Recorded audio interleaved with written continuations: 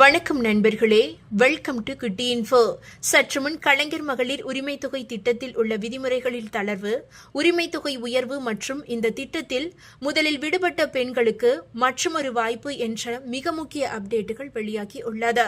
அதாவது முதலமைச்சர் மு.க.ஸ்டாலின் தலைமையிலான திமுக மாவட்ட செயலாளர்கள் கூட்டமானது நடைபெற்று உள்ளது. இதற்கான அறிவிப்பை கூட கட்சியின் பொதுச் செயலாளர் துரைமுருகன் வெளியிட்டு இருந்தார்.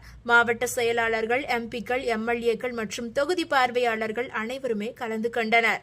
தமிழக சட்டமன்ற தேர்தல் நெருங்கி வரும் வேளையில் வெல்லும் தமிழ் பெண்கள் என்ற புதிய பரப்புரை இயக்கத்தை திராவிட மாடல் அரசு தற்போது முன்னெடுத்து உள்ளது.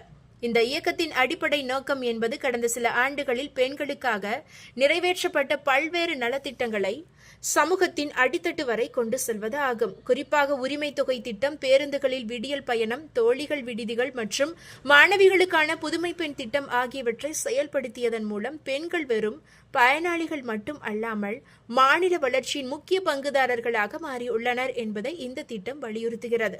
தமிழக பெண்களின் முன்னேற்றமே ஒட்டுமொத்த தமிழ் சமுதாயத்தின் முன்னேற்றம் என்ற கொள்கை உறுதியுடன் இந்த சாதனைகள் மக்களிடம் கொண்டு செல்லப்பட உள்ளதாம். இந்த இயக்கத்தை சிறப்பாக செயல்படுத்த ஒவ்வொரு வாக்குச்சாவடியிலும் மாவட்ட செயலாளர்களால் வழங்கப்பட்ட பட்டியலின் அடிப்படையில் 10 மகளிரை கொண்ட பிரத்யேக குழுக்கள் உருவாக்கப்பட்டு உள்ளது. இக்குழுவில் உள்ள உறுப்பினர்களுக்கு தொகுதி வாரியாக பயிற்சிகள் வழங்கப்பட்டு உள்ளது.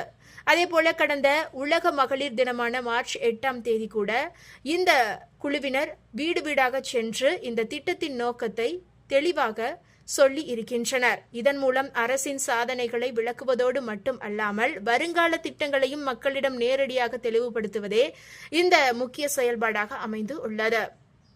அரசின் முக்கிய அறிவிப்பாக கலைஞர் மகளிர் உரிமை தொகை திட்டத்தின் கீழ் பிப்ரவரி, மார்ச் மற்றும் ஏப்ரல் ஆகிய 3 மாதங்களுக்கான முன்பணமாக 3000 ரூபாயும், அத்துடன் கோடைக்கால சிறப்பு தொகுப்பாக 2000 ரூபாயும் சேர்த்து மொத்தம் 5000 ரூபாய் பெண்களுக்கு வழங்கப்பட்டு உள்ளது.